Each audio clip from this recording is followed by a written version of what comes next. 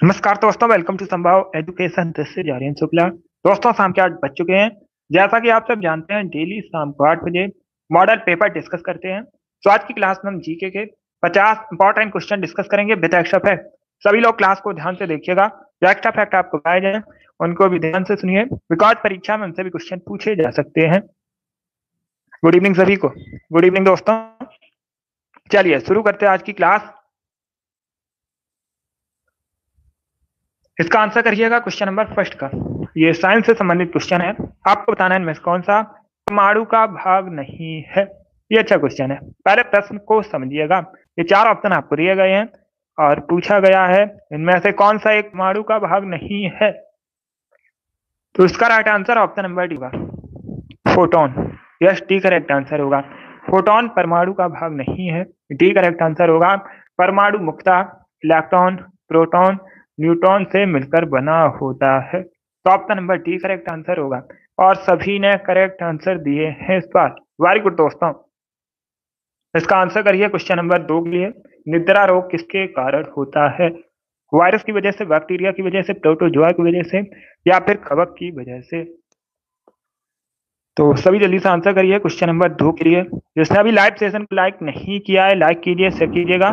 Channel पर नए हैं, चैनल को सब्सक्राइब कीजिए, वाल आइकन को प्रेस तक पहुंच सकें। योगेश, अभी का आंसर करिएगा क्वेश्चन नंबर 2 के लिए। इसका right answer option number C होगा। निद्रा रोग जो है प्रोटोजोआ की वजह से होता है। तो option number C correct answer होगा। इसका आंसर करिए क्वेश्चन नंबर 3 के लिए। अच्छा सा प्रश्न है, पहले प्रश्न को समझिएगा, उसके बाद आंसर करिएगा। क्वेश्चन इस प्रकार से है, महाबलीपुरम का रथ मंदिर जो है किसने बनवाया था? इसका राइट आंसर क्या होगा?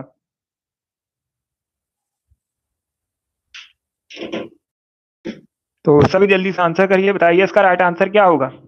ऑप्शन को पढ़ लीजिए, उसके बाद ही आंसर दीजिए। जल्दबाजी में आपको आंसर नहीं देना है। यस योगेश, नंबर ए होगा। क्या करेक्ट आंसर है? Option number A correct answer है। महाबलीपुरम का रथ मंदिर जो है नरसिंह वर्मन प्रथम ने बनवाया था। तो ए करेक्ट आंसर होगा।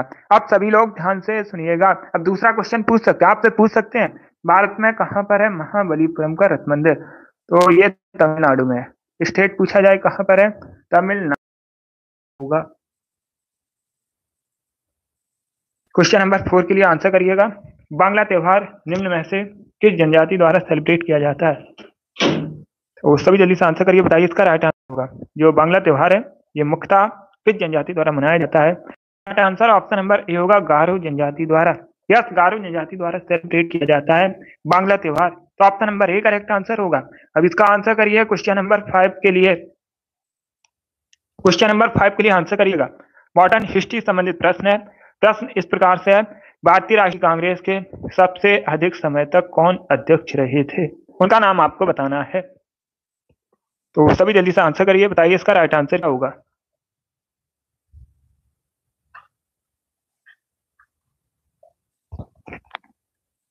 इसका राइट आंसर ऑप्शन नंबर ए होगा, अबुल कलाम आजाद। क्या ए करेक्ट आंसर है। 1940 1940 में ये भारतीय राष्ट्रीय कांग्रेस के अध्यक्ष बने थे और 1945 तक रहे थे। तो option number A correct answer होगा। अब इसका आंसर करिएगा क्वेश्चन नंबर 6।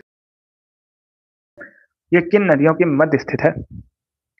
ये अच्छा क्वेश्चन है। क्या पूछा गया? कुमायूं हिमालय किन नदियों के मध्य स्थित है? इसका आंसर ऑप्शन नंबर बी होगा, सतलज और काली। यह सतलज और काली के मध्य स्थित है कुमायूं हिमालय। तो option number B correct answer होगा। अब इसका आंसर करिएगा क्वेश्चन नंबर 7 के लिए। प्रियदर्शिका पुस्तक बताइए किसके द्वारा लिखी गई थी? आपको प्रियदर्शिका पुस्तक के लेखक बताने हैं। कालिदास, तुलसीदास, चाणक्य या फिर हर्षवर्धन? तो option number D correct answer होगा, हर्षवर्धन ने प्रियदर्शिका नामक पुस्तक लिखी है। हर्षवर्धन थे। इन्होंने अपनी राजधानी थानेश्वर से कन्नौज स्थानांतरित की थी। ये पूछा जाता है प्रश्न। तो option number D correct answer होगा। अब इसका आंसर करिएगा क्वेश्चन नंबर 8 के लिए। आपको बताना है भारत की जो भू सीमाएं हैं कितने देशों के साथ जुड़ी हैं। मतलब भारत कितने देशों के साथ बॉर्डर शेयर करता है। तो कई बार मैंने आपको बताया भी है, बांग्लादेश के साथ सबसे अधिक सीमा साझा करता है और सबसे कम अगर पूछा जाए तब आप लोग याद रखिएगा अफगानिस्तान के साथ। टोटल 7 देशों के साथ भारत बॉर्डर शेयर करता है। Option number C correct answer होगा। इसका आंसर करिएगा क्वेश्चन नंबर 9 के लिए। सभी जल्दी से आंसर करिए क्वेश्चन नंबर 9 के लिए। बताइए पुरा पाषाण काल में आदि मानव के मनोरंजन के साधन क्या थे?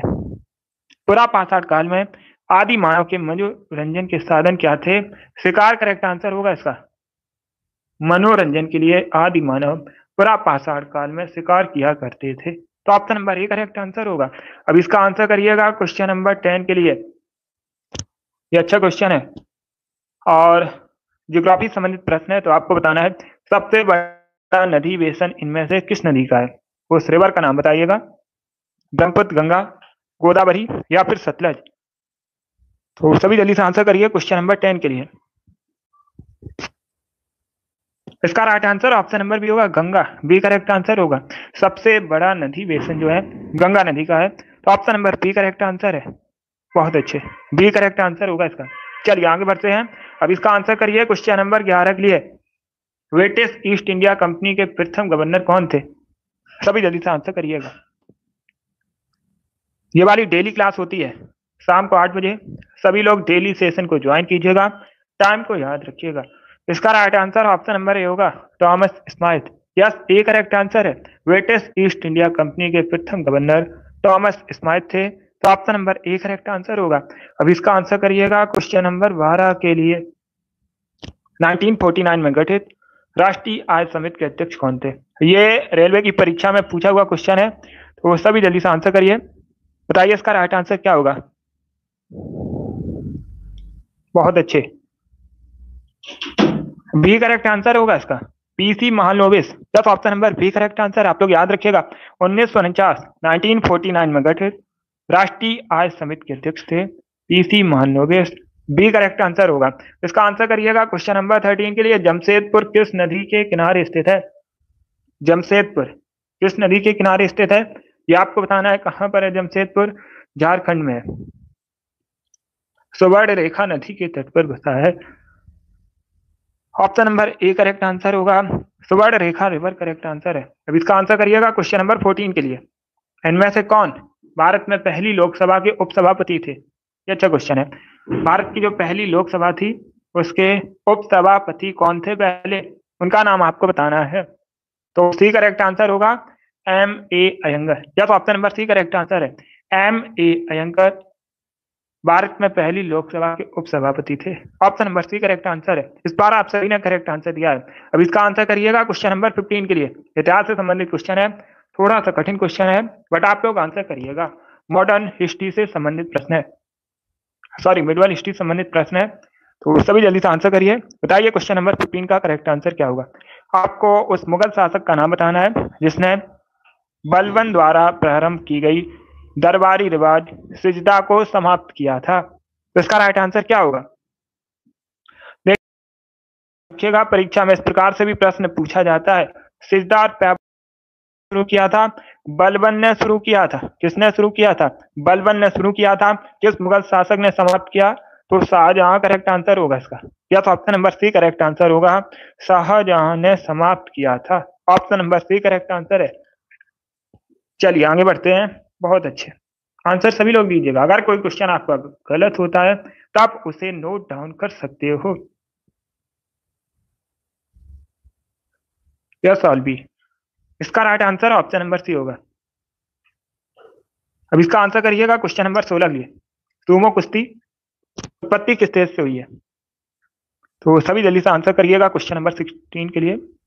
इंडोनेशिया, जापान, दक्षिण कोरिया या फिर वियतनाम। तो इसका right answer option number B होगा, Japan. Yes, P correct answer होगा। सुमो कुश्ती की उत्पत्ति जो है जापान से हुई है। क्वेश्चन नंबर 16 का option number B correct answer है। अब इसका आंसर करिएगा क्वेश्चन नंबर 17 के लिए।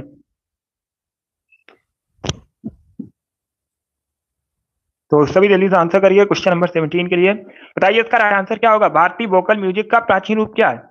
ये अच्छा क्वेश्चन है। भारतीय वोकल म्यूजिक का प्राचीन रूप बताइए क्या है?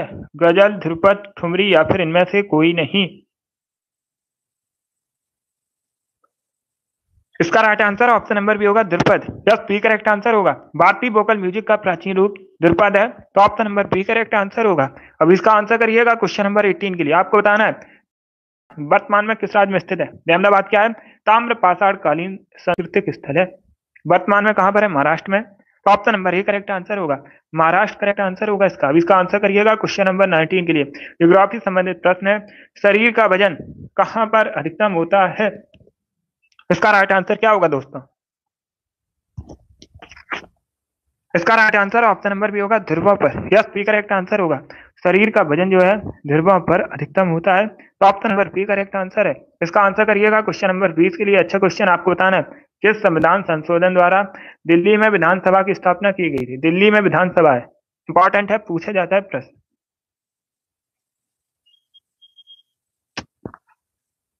तो सभी जल्दी से आंसर करिए, बताइए इसका राइट आंसर क्या होगा। और दिल्ली में मुख्यमंत्री भी होते हैं, आप लोग याद रखिएगा। और अगर पूछ लें वर्तमान में दिल्ली के मुख्यमंत्री कौन है, तो आप लोग याद रखिएगा आतिशी मार्लेना वर्तमान में दिल्ली की मुख्यमंत्री है। तो सभी जल्दी से आंसर करिएगा। इसका right answer option number B होगा, 69वां संविधान संशोधन। यस, बी करेक्ट आंसर होगा। 69वां संविधान संशोधन हुआ था, इसी के तहत दिल्ली में विधानसभा की स्थापना की गई थी, तो option number B correct answer है। इसका आंसर करिएगा क्वेश्चन नंबर 21 के लिए। भारत की राष्ट्रीय आय का प्रमुख स्रोत क्या है।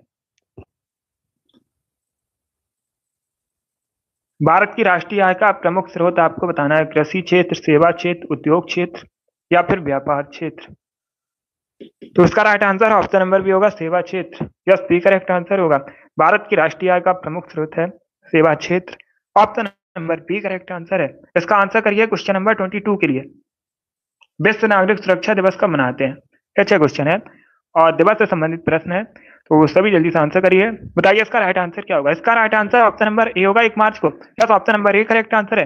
प्रति वर्ष 1 मार्च को विश्व नागरिक सुरक्षा दिवस सेलिब्रेट किया जाता है, मनाया जाता है। Option number A correct answer होगा। अब इसका आंसर करिए, से संबंधित प्रश्न है। प्रश्न इस प्रकार से है, अंतर्राष्ट्रीय परिषद के गठन का प्रावधान भारतीय संविधान के किस अनुच्छेद में किया गया है। कौन सा आर्टिकल है इससे संबंधित, जल्दी से आंसर करिए क्वेश्चन नंबर 23 के लिए।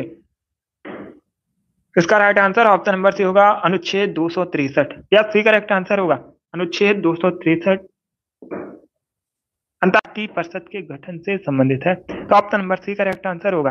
अब इसका आंसर करिएगा क्वेश्चन नंबर 24 के लिए। फ्लाइंग सिख के नाम से किसे जाना जाता है, मिल्खा सिंह को। Option number D correct answer होगा इसका। अब इसका आंसर करिएगा क्वेश्चन नंबर 25 के लिए। स्वदेश निर्मित पहली बहुउद्देशीय यात्री विमान कौन सा है। तो सभी जल्दी से आंसर करिए, बताइए इसका राइट आंसर क्या होगा।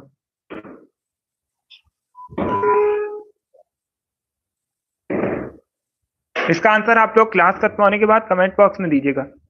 ये होमवर्क के लिए क्वेश्चन है, सभी लोग इसका आंसर क्लास खत्म होने के बाद कमेंट बॉक्स में दीजिएगा और आपको इसका आंसर कल की क्लास में बताया जाएगा।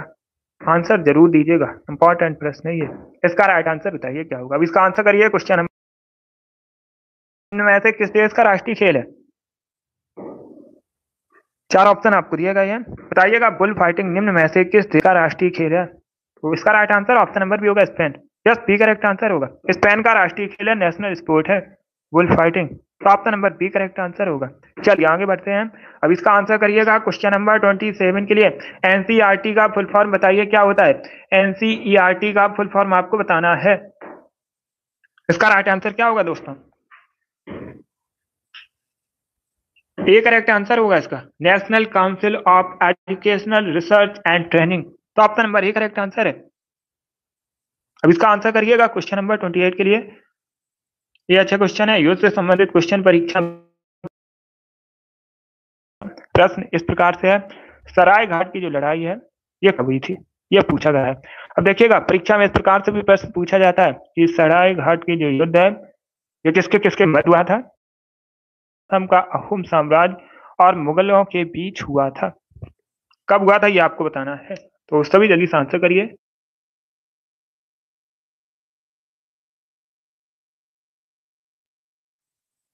इसका राइट आंसर क्या होगा, क्वेश्चन नंबर 28 है। राइट आंसर ऑप्शन नंबर ए होगा, 1671 में 1671 में सराय घाट का युद्ध हुआ था option number A correct answer है। इसका आंसर करिए क्वेश्चन नंबर 29 के लिए। अंतरराष्ट्रीय दूरसंचार संघ का मुख्यालय कहां पर है? क्वेश्चन नंबर 29 का करेक्ट आंसर क्या होगा दोस्तों? अंतरराष्ट्रीय दूरसंचार संघ का हेडक्वार्टर मुख्यालय आपको बताना है। ओटावा, जेनेवा, न्यू दिल्ली या फिर पेरिस। तो बी करेक्ट आंसर होगा, जेनेवा में है अंतरराष्ट्रीय दूरसंचार संघ का मुख्यालय। अब इसका आंसर करिएगा क्वेश्चन नंबर 30 के लिए। एशिया में तीसरा सबसे अधिक आबादी वाला देश है। तीसरा सबसे अधिक आबादी वाला देश आपको बताना है एशिया में। विश्व में पहले स्थान पर कौन सा है? अपना देश भारत पहले स्थान पर है आबादी में। उसके बाद कौन सा देश है? चाइना। और आपसे एशिया में पूछा गया है तो डी करेक्ट आंसर होगा इंडोनेशिया। या तो option number D correct answer होगा इसका। अब इसका आंसर करिएगा क्वेश्चन। रॉबर्ट कैनगेल की पुस्तक मैन हु न्यू इन्फिनिटी किसकी जीवनी है? इसका राइट आंसर क्या होगा? इसका right answer option number C होगा, श्रीनिवास रामानुजम। ये भारत के महान गणितज्ञ थे। कौन? श्रीनिवास रामानुजन। इन्हीं की जीवनी है the man who knew infinity. लेखक कौन है इस पुस्तक के? Robert Kanigel. इसका right answer option number C होगा। अब इसका आंसर करिएगा क्वेश्चन नंबर 32 के लिए। साउथ अफ्रीका में जो शीतोष्ण घास के मैदान हैं उनको किस नाम से जाना जाता है? इसका right answer option number D होगा, वेल्ड कहलाते हैं। क्या करेक्ट आंसर होगा? ऑप्शन नंबर डी इसका राइट आंसर। आप लोग याद रखिएगा, साउथ अफ्रीका, दक्षिण अफ्रीका के शीतोष्ण घास के मैदानों को वेल्ड कहा जाता है। इसका right answer option number D होगा। अब इसका आंसर करिएगा क्वेश्चन नंबर 33 के लिए। निक्स ओलंपिया नामक पर्वत किस ग्रह पर स्थित है? बृहस्पति, मंगल, बुध या फिर शनि? ये ग्रुप डी की परीक्षा में पूछा हुआ प्रश्न है। एनटीपीसी की परीक्षा में भी पूछा जा सकता है। तो सभी जल्दी से आंसर करिए क्वेश्चन नंबर 33 के लिए। इसका right answer option number B होगा, मंगल ग्रह पर। जस्ट बी करेक्ट आंसर होगा। आप लोग याद रखिएगा, मंगल ग्रह पर निक्स ओलंपिया नामक पर्वत स्थित है। बी करेक्ट आंसर होगा। अब देखिएगा, मंगल ग्रह को लाल ग्रह के नाम से भी जाना जाता है। इंपॉर्टेंट प्रश्न है, आप लोग जानते भी होंगे, कई बार मैंने आपको बताया भी है। और मंगल ग्रह के 2 उपग्रह नाम पूछ सकते हैं, डीमोस, फोबोस, मंगल ग्रह के उपग्रह का नाम है। अब इसका आंसर करिएगा क्वेश्चन नंबर 34 के लिए। आपको बताना है हिंदुस्तान जिंक लिमिटेड का मुख्यालय कहां पर है? तो सभी जल्दी से आंसर करिए, बताइए इसका राइट आंसर क्या होगा। हिंदुस्तान जिंक लिमिटेड का मुख्यालय आपको बताना है कहां पर है। उदयपुर, जोधपुर, चंडीगढ़ या फिर कानपुर?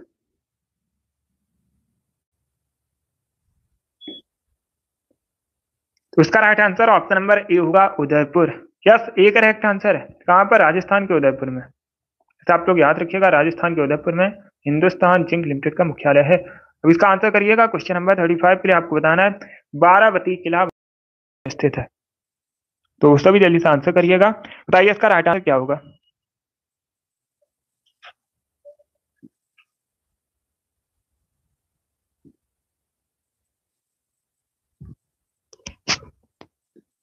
इसका right answer option number B होगा, उड़ीसा में। बी करेक्ट आंसर होगा इसका। Yes, option number B correct answer. आप लोग याद रखिएगा, बारावती किला जो है ये उड़ीसा में स्थित है। तो option number B correct answer होगा, उड़ीसा करेक्ट आंसर होगा इसका। अब इसका आंसर करिएगा क्वेश्चन नंबर 36 के लिए। सभी जल्दी से आंसर करिए क्वेश्चन नंबर 36 के लिए। आपको बताना है घाना पक्षी विहार कहां पर है? ये राजस्थान में है। सुबह वाली क्लास में मैंने आपको बताया भी है, घाना पक्षी विहार राजस्थान में है। तो option number C correct answer होगा। इसका आंसर करिएगा क्वेश्चन 7 के लिए। हाइड्रोफाइट किसे कहते हैं? ये अच्छा प्रश्न है। ये एनटीपीसी की परीक्षा में पूछा जा चुका है और सीजीएल की परीक्षा में भी पूछा जा चुका है।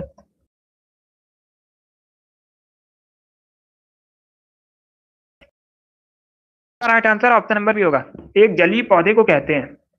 हाइड्रोफाइट किसे कहते हैं? एक जलीय पौधे को। तो option number B correct answer है। अब इसका आंसर करिएगा क्वेश्चन नंबर 38 के लिए। राष्ट्रीय साक्षरता मिशन की शुरुआत कब हुई? इसका राइट आंसर क्या होगा दोस्तों?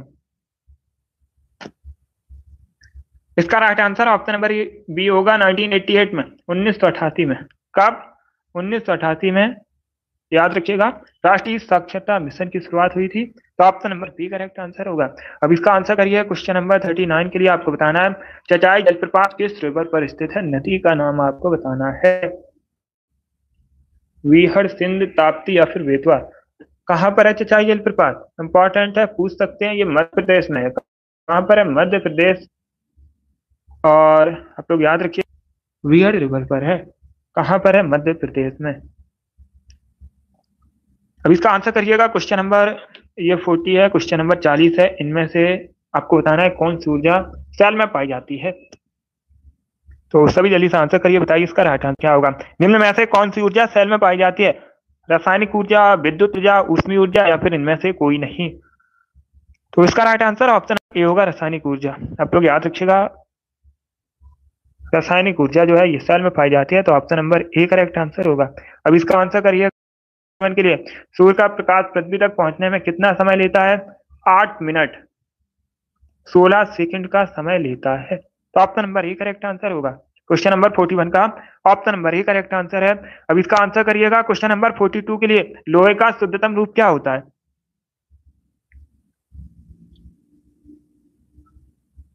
लोहे का शुद्धतम रूप बताइए क्या होता है। इसका right answer option number B होगा, पिटवा लोहा। यस, बी करेक्ट आंसर होगा। पिटवा लोहा होता है लोहे का शुद्धतम रूप। अब इसका आंसर करिएगा। क्वेश्चन नंबर 43 के लिए आपको बताना है, माथेरान पर्वतीय स्थल कहां पर है? तो सभी जल्दी से आंसर करिए, बताइए इसका राइट आंसर क्या होगा। ऑप्शंस को पढ़ लीजिएगा, उसके बाद ये आंसर करिए। बहुत अच्छे। इसका right answer option number D होगा, महाराष्ट्र में। यस, डी करेक्ट आंसर होगा। कहां पर है? महाराष्ट्र में है। तो ऑप्शन नंबर डी इसका राइट आंसर है। बी करेक्ट आंसर नहीं होगा इसका। इसका right answer option number D होगा, महाराष्ट्र करेक्ट आंसर है। 44 के लिए आंसर करिए, कबड्डी खेल का जन्मदाता किसे कहते हैं?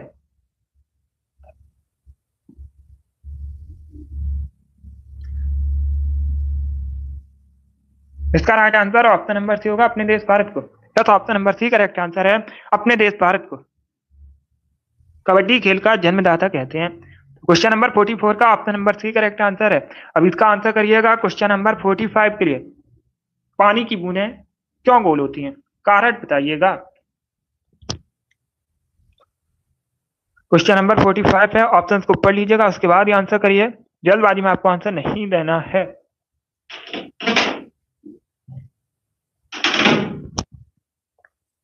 इसका right answer option number B होगा, पृष्ठ तनाव। बी करेक्ट आंसर होगा। पृष्ठ तनाव की वजह से होती है पानी की बूंदें गोल। तो option number B correct answer है। 46 के लिए आंसर करिए, बताइए स्वर्ण क्रांति किससे संबंधित है? इसका right answer option number C होगा, शहद के उत्पादन से, हनी से संबंधित है। Golden revolution, option number C correct answer होगा। अब इसका आंसर करिएगा। क्वेश्चन नंबर 47 के लिए, भारत के पहले मुस्लिम राष्ट्रपति कौन थे?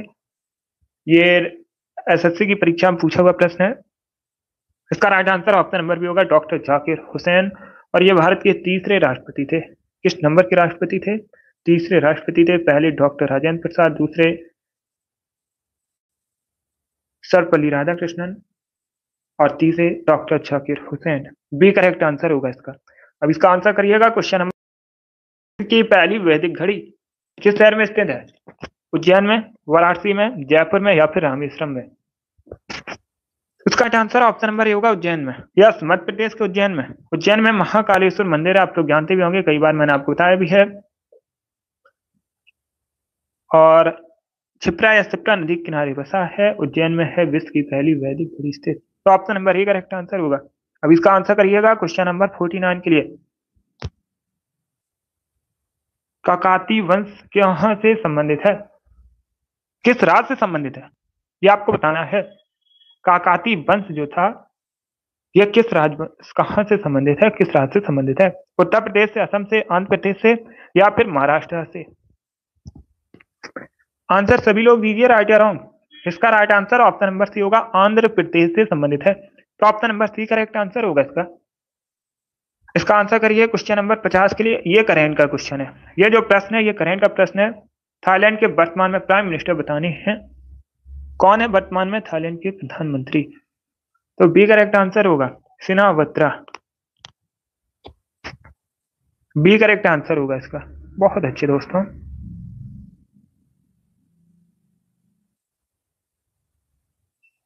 इसका right answer option number B है। चलिए दोस्तों, आज की क्लास में हमने मॉडल पेपर डिस्कस किया। इसमें जीके के 50 क्वेश्चन थे आई होप आप सभी को ये प्रश्न समझ आए होंगे। तो क्लास को लाइक कीजिए, शेयर कीजिएगा, चैनल पर नए चैनल को सब्सक्राइब कीजिए, बेल आइकन को प्रेस कीजिए ताकि सभी नोटिफिकेशन आप तक पहुंच सके। ये वाली डेली क्लास होती है शाम को 8 बजे, टाइम को याद रखिएगा। सभी लोग टाइम से सेशन को ज्वाइन कीजिएगा। अगली क्लास होगी कल सुबह 10 बजे, टाइम को याद रखिएगा, सेशन को ज्वाइन कीजिए। चलिए इसी के साथ मैं आपको मिलूंगा अगली क्लास में। Thank you.